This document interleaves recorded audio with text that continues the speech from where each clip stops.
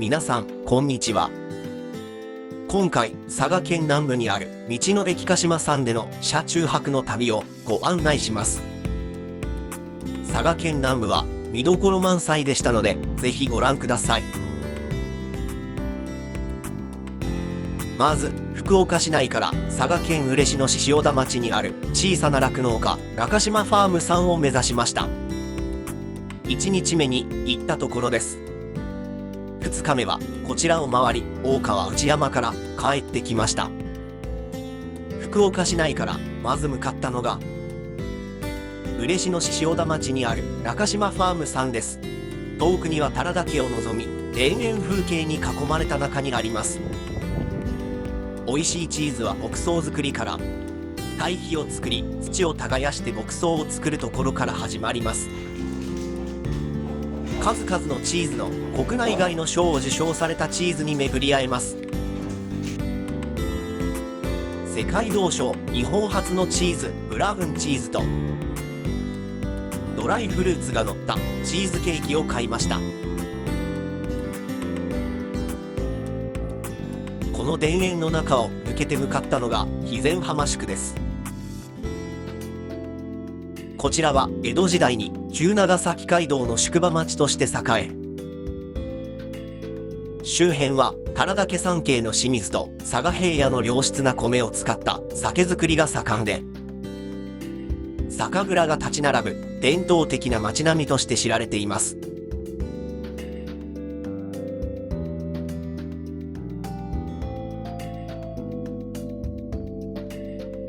その中の菊池義蔵さんの鍋島は、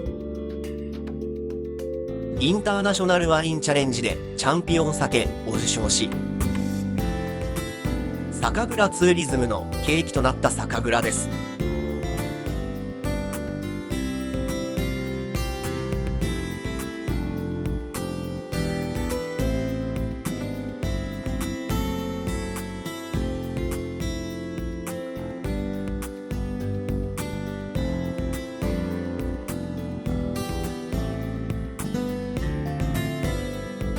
よろしければ肥前浜宿の動画は説明欄のリンクからご覧ください。楼門と掛作りの社殿が美しい日本三大稲荷祐徳稲荷神社、鹿島市にある祐徳稲荷神社へ向かいました。鎮西日光とも称される美しい楼門や掛作りの社殿など、建造物好き必見のスポットです。17世紀末に鹿島藩主の鍋島直友の夫人が、京都の花山の院庭の稲荷神社の分霊を勘定したことに始まります。そんな祐徳稲荷神社を参拝した様子をご紹介します。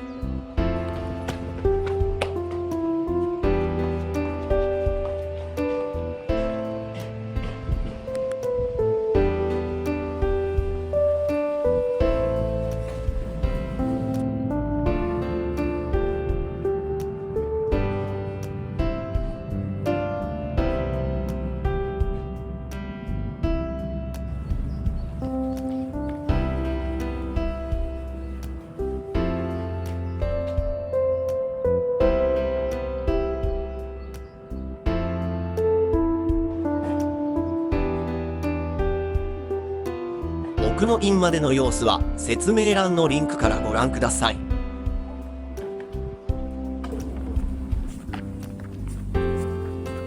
佐賀県有明海に浮かぶ大王神社、海中鳥居が作り出す神秘的な景色。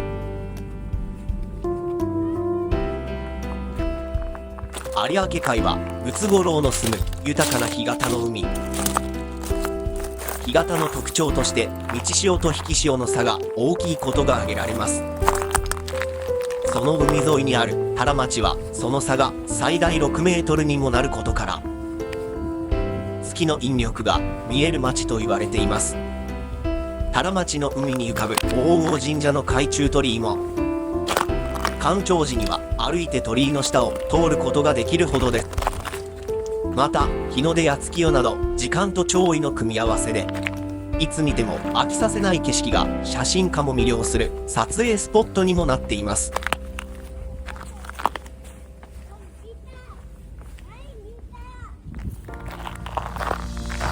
の鳥居横に海に向かう電柱がありました。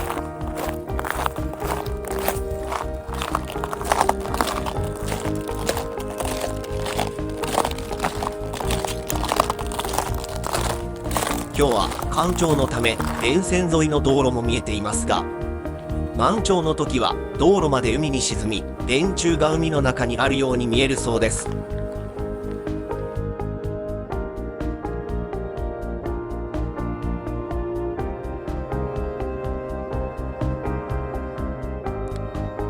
鹿島市内まで戻ってきました。鹿島市内のスーパー森永さんに夕食を買いに来ました。そして肥前祐徳温泉宝の湯さんで一風呂。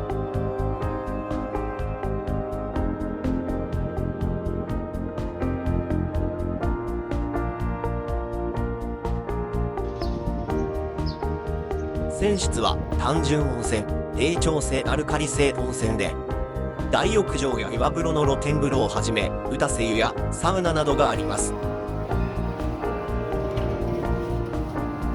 温泉はトロットロで気持ちよかったです。すっかり暗くなってきました。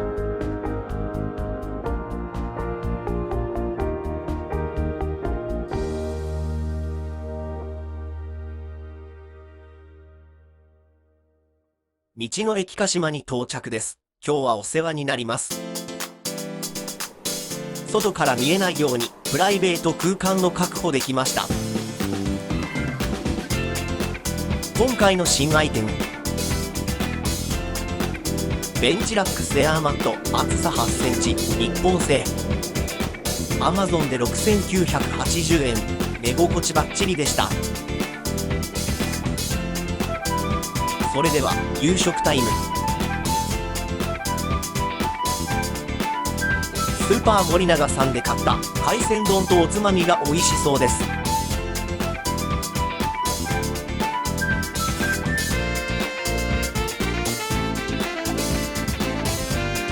鍋島がより美味しく感じました。それではおやすみなさい。おはようございます。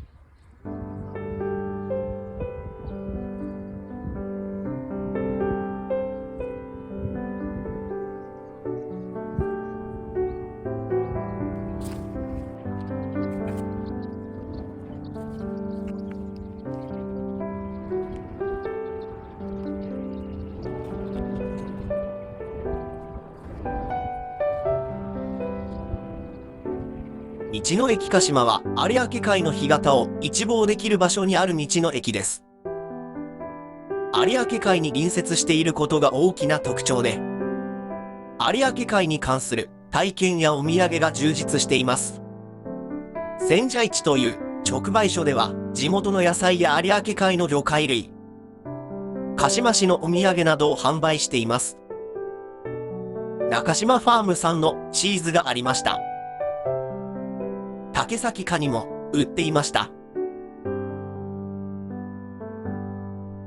有明海のエイリアンと言われるワラスボです。地元の日本酒も品揃え豊富です。ワラスボムツゴロウのおつまみもあります。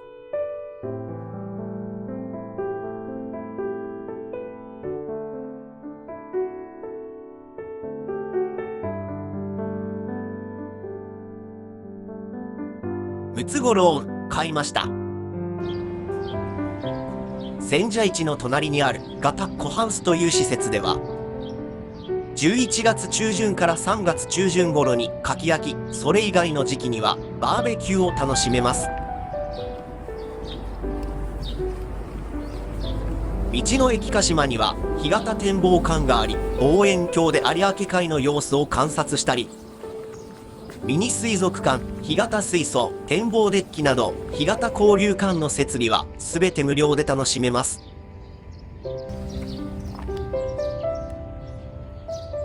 有明海は佐賀、福岡、長崎、熊本の4県に囲まれた九州最大の海です。干潮と満潮を繰り返し、潮が引いた時と満ちた時の干満差は、日本一となる6から7メートルに到達します。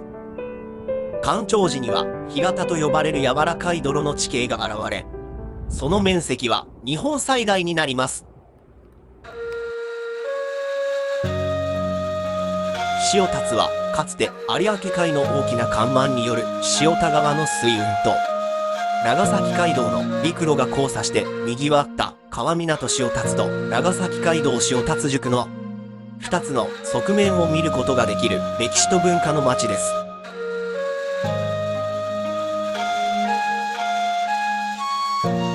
2005年、重要伝統的建造物群保存地区に選定された塩達は、王子の街並みを保存すべく街並みの修理・修形が進み、江戸時代に確立された建築様式で火災・風水害に強い白い漆喰に覆われた大型町やインフラ屋が立ち並ぶ重厚な街並みが特徴です。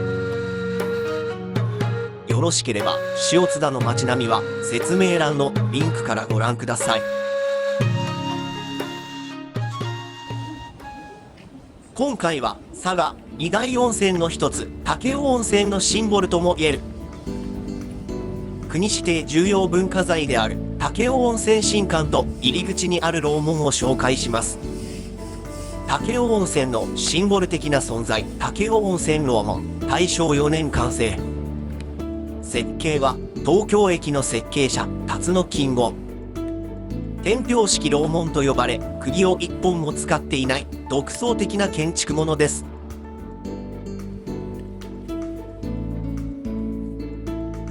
楼門をくぐるとすぐ左手に大衆浴場武雄温泉、奥には楼門と同じ大正4年に建てられた武雄温泉新館があります。同じ敷地内には元湯や家族風呂、殿様湯などの公衆浴場があります。武雄温泉新館は昭和48年まで温泉施設として使われていましたが、改築されて2003年から資料館となっています。殿様湯は領主である鍋島家御用の温泉で、大理石で作られた殿様湯でした。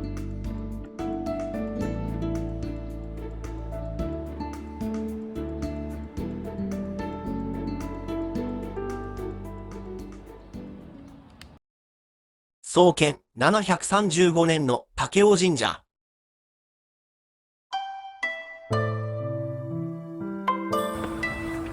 神殿は珍しい白塗りの壁や柱が印象的です。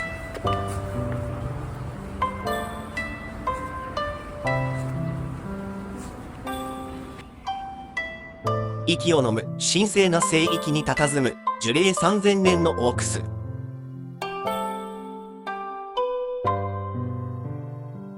縁結び祈願で人気の夫婦ヒノキ。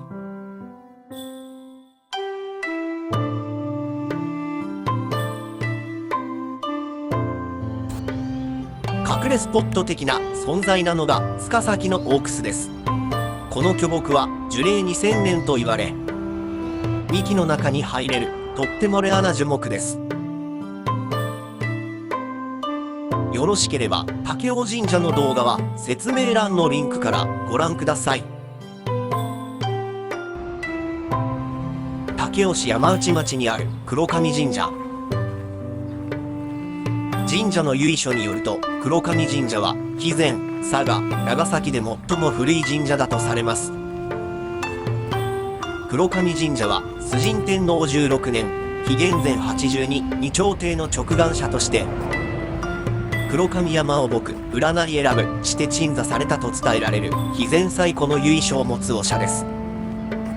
頂上の天道岩には原初の信仰形態である岩倉信仰の姿が伝えられ、また太陽国霊崇拝にちなむ天道信仰が見られるところからも歴史的古さが伺われるパワースポットです。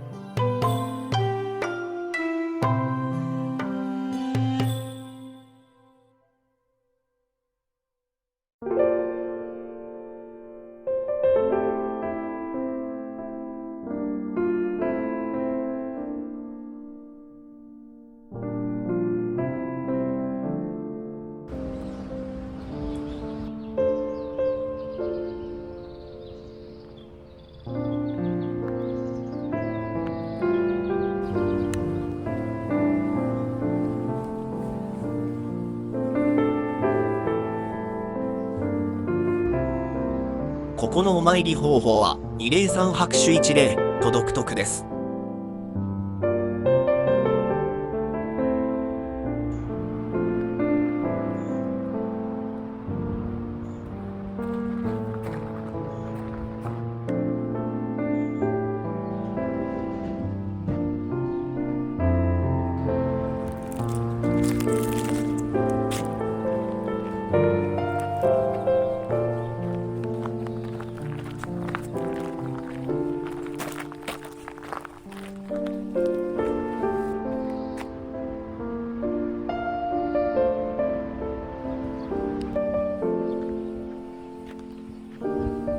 江戸時代から続く伝統工芸伊万里焼の故郷である佐賀県伊万里市。まるで山水画のような風景に囲まれる大川内山には、古き良き江戸時代の趣を色濃く残す家並みが残されています。この地を治めた鍋島藩が御用家紋を置いたのが大川内山です。徹底した秘密主義で技術を守り抜いた伊万里費用の里大川内山佐賀鍋島藩の秘密の集落だったところです。